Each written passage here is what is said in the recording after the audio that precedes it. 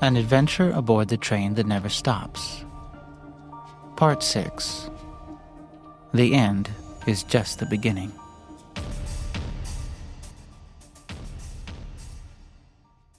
Ezra and I settled Sophie into the captain's chair. I gently examined her ankle under the light. It wasn't too swollen, and there was no discoloration. We found a compression wrap in the Phoenix Fire's medical kit, and after wrapping her ankle, I suggested she lie down. With Ezra's help, we got her into the bunk, elevating her leg with a rolled sleeping bag. She smiled kindly, saying I was fussing too much over a small thing. Famished, we all ate and drank, while watching the storm rage on the display. Rain fell so thickly that we could see little of the outside world, grass and trees bending in the fierce wind, lightning illuminating dark clouds, and the thunder booming with stentorian clamor. Yet we felt safe within the Möbius, knowing its systems would respond to any need. The engine had already slowed and could reduce speed further if necessary.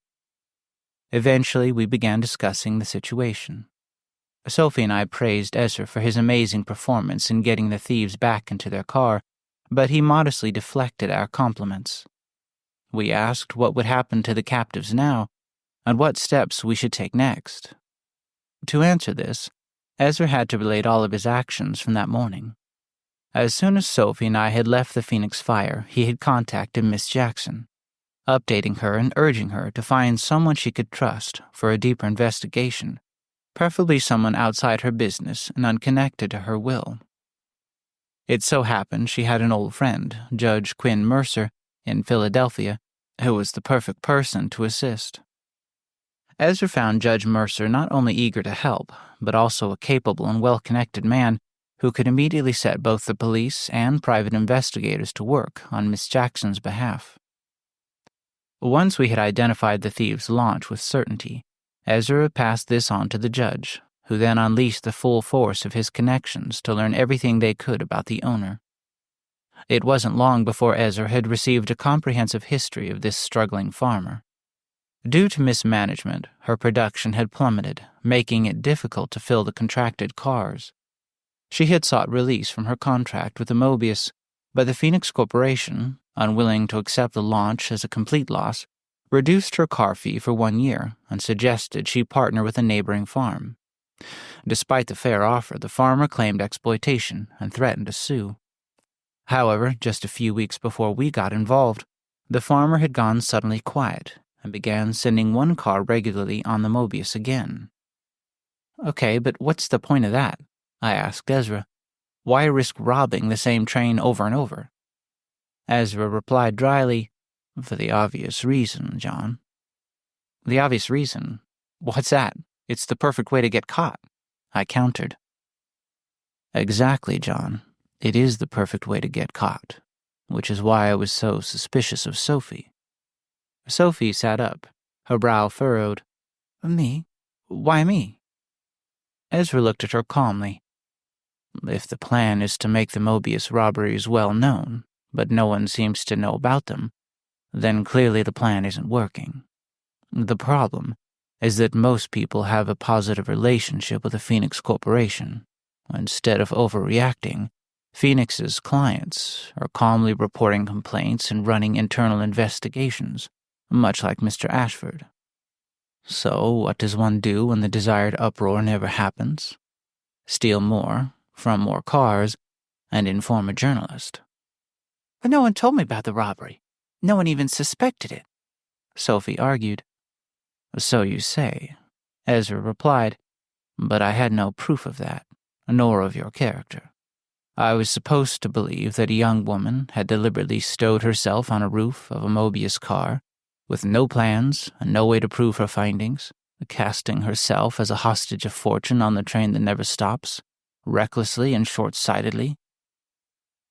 I wanted to intervene, but something held me back, maybe a memory of Aurelie Blanchard. I watched, waiting for Sophie's response. Her eyes glistened in the low light, a tear slipping down her cheek. She seemed deeply hurt and was about to speak, but Ezra continued. Furthermore, this journalist just happens to be connected to Miss Jackson. How convenient. I can see the headline. Miss Sophie Ellis, the daring reporter and sole relative of Miss Phoenix Jackson, exposes the great train robbery. Suddenly, Miss Jackson is not only aware of this well-meaning young woman, but is in her debt, and Sophie can worm her way into her life and her will. The pain in Sophie's face pierced me, and I felt an urge to shield her from Ezra, but she spoke up, her voice trembling. "How can you be so cruel, Ezra? I didn't know about the thieves or the will when I started this. Everything I've said is true. How can you twist me out as some awful Machiavellian Medea? I'm just a foolish girl, Ezra. Yes, I'm foolish. Yes, I'm impulsive, but I'm not evil." Her fiery spirit battled with the hurt in her voice. Ezra simply replied, unapologetic, "Okay, I was just checking." "What?" I exclaimed. "How can you accuse someone like that and then just dismiss it?" "Because that's what we were sent here to do. Indeed, that's what you wanted, John," he answered. "You wanted to be certain." "I never said I wanted you to interrogate her, to accuse her." "No, but you wanted to be sure of her. We know Sophie can lie, as anyone can. So from the day we met, I began gathering information, not based on what she claimed, but on what I observed. I watched her on the train, how she moved, how she jumped when she didn't need to, how she marveled at the engine's power. I noted the questions she asked and the questions she didn't. I listened to her tone when she spoke of things unrelated to the Möbius. The data piled up. I saw she wasn't interested in the Phoenix Fire's control screens, and she didn't resist when I directed her to do this or that. She wasn't trying to subtly gather information or manipulate us. She behaved just as she described herself. Most importantly, when I placed her near the thieves in a risky spot, she showed genuine fear. I saw it all from afar with my binoculars. Everything confirmed Sophie was exactly who she claimed to be. But I know you, John. I know the ordeal with Blanchard shook you. I understand why you might doubt yourself, so I wanted to help you, to doubt and question for you. Nothing Sophie has done has given us any real reason to doubt her sincerity, but we only know this through my observation and testing. It's purely scientific, nothing personal, Sophie." Sophie stared at Ezra, astonished, the hurt still clear on her face. My mind searched for a way to break the tension. I hoped she didn't misconstrue Ezra's words, thinking I'd put him up to this. I wanted her to understand that Ezra's bluntness wasn't intentional. He simply didn't process things emotionally.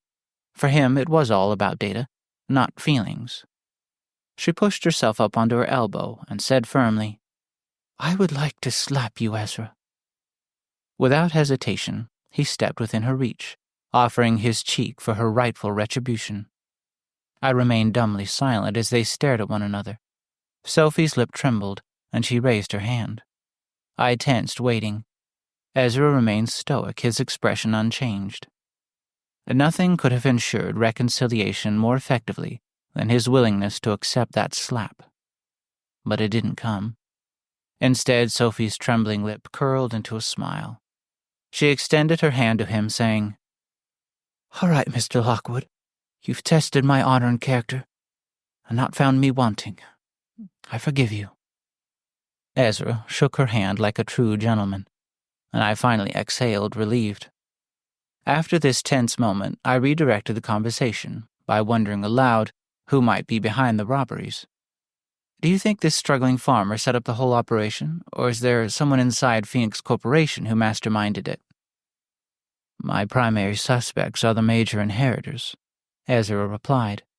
"Long-time employees with powerful positions in the company, like the Diadochi of Alexander's empire Miss Jackson spoke of, the ones who will receive independent control over the 5 divided companies.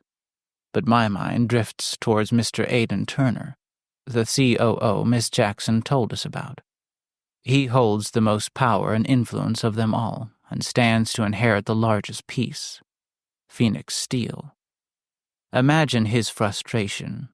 Right now, he oversees the steel factory, the mining and recycling operations, the Möbius, and the warehousing and logistics center, all of it feeding back to the steel factory, the nucleus of Phoenix Corporation. To him, it must feel like everything is about to be torn away and handed to his subordinates. I'm not in a position to prove any of this, of course. That is now in the hands of Judge Mercer, but I suspect Turner has laid out a network of instigators across the companies, stirring up trouble to make the entire operation appear unstable. If he can make Miss Jackson believe that dividing the companies will be their undoing, he might persuade her to keep them together. He could play on her fears that separating them would lead to debt, hostile takeovers, and profits prioritized over the legacy she's built.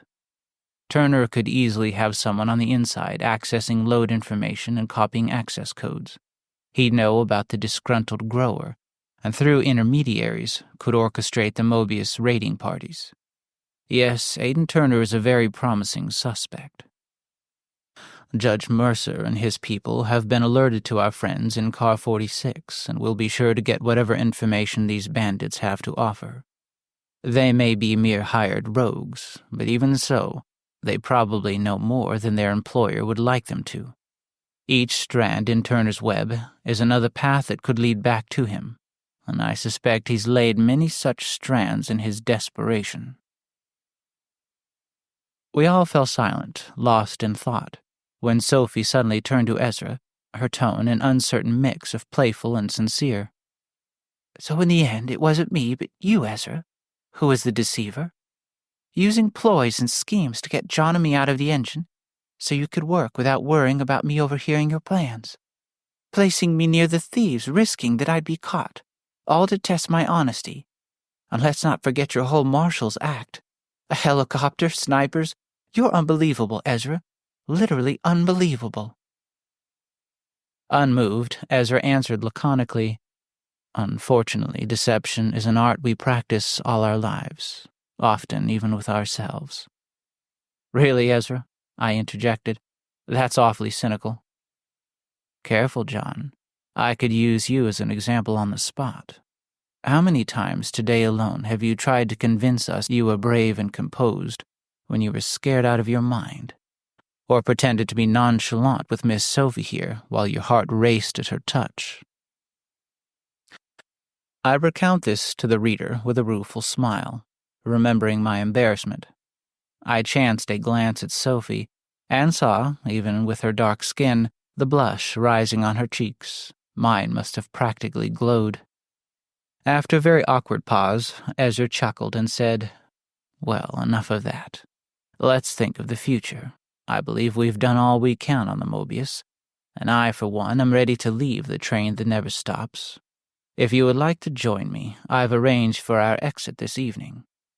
Sophie and I could hardly believe what he was saying. Somehow, I had expected we would complete the entire circuit. "Really?" I asked, excitement rising in my voice. "Indeed," he answered. "So rest your ankles, Sophie. We'll need to be back on the Phoenix steel car by 5:45. It was then nearly noon. Ezra wouldn't reveal our destination, saying only that it was a secret. As we approached Kansas City, he switched to the Möbius screen and pointed to a batch of cars that had just detached from the train. "There they go," he said. "I do hope our methods held and that the officials will be on site to receive them." And that was that. We had done all we could. We'd identified the theft, the thieves, the car they used, and their methods, sending them along with proof of their crime to the officials. Our work was complete, and we had only to pass the next few hours aboard the great thrumming steel beast as it raced undaunted through the storm. It was a violent, torrential storm, and it was mesmerizing to sit by Sophie, her leg now propped on the booth, and watch the train power forward, its immense weight unyielding to even the fiercest winds. Those hours with Sophie were wonderful yet bittersweet, as I wasn't sure what would come next once we left the Möbius. I knew I'd see her safely back to Pittsburgh, but beyond that I didn't know. As much as I was ready to leave the Möbius, it was also the only certain time Sophie and I had together. Eventually we pressed out of the dark clouds as if emerging from a tunnel, suddenly finding ourselves in bright daylight once more. We were racing south, the sun drifting low in the western sky. After passing the last of the Dallas launches, we prepared to leave the Phoenix Fire for the final time. Sophie's ankle was tender, but with a brace and my assistance, she could move easily enough. Together, the three of us made our way carefully down the train for the last time. The steel catwalks were still damp with rain, though drying quickly in the warm air. I didn't mention the close calls we'd had earlier, but Sophie teased herself for nearly falling from the train twice. I admired her for it, impulsive and daring in a way I'd never been. At last we found ourselves back on the steel-laden Phoenix car, the very spot where I'd fallen onto Sophie, and we all three laughed, recalling my blood-curdling scream. The Möbius had now turned east, with the setting sun behind us and out of sight, but the air was warm and the land was beautiful. As I looked to the right, I noticed the track diverging. Without any forewarning, we had left the great train on an exit spur. It was as though we were stationary and the Möbius, with all its cars, was drifting away from us. Ezra stood, moving to the edge to look ahead. We were passing through a densely wooded area, the flat plains left behind as hills and valleys reappeared. Sophie wanted to look as well, so I helped her to her feet, holding her close, perhaps more tightly than necessary, though she held on to me too. Together we moved onto the catwalk with Ezra. The wind had softened, and after a short stretch hidden by trees, we emerged into an open clearing where a vast blue lake glistened in the dipping sun. A large building, a well-designed merger of commercial space and lakeside lodge, stood on the bank, the yellow light from its many windows reflecting on the water. There were vehicles in the lot and people on the sidewalks. It was an inviting sight, more than I could have hoped for. We pulled off our helmets, taking in the scene. The air was warm and gentle, and the sound of crickets chirping filled the grasses and woods around us. People looked toward the launch, some moving in our direction. One figure among them stood out, familiar. I recognized his broad shoulders, firm stance, and clear blue eyes. As we came to a stop, he looked up at us, smiling warmly, and said, "Good evening, friends. Welcome to the Atlantium research site."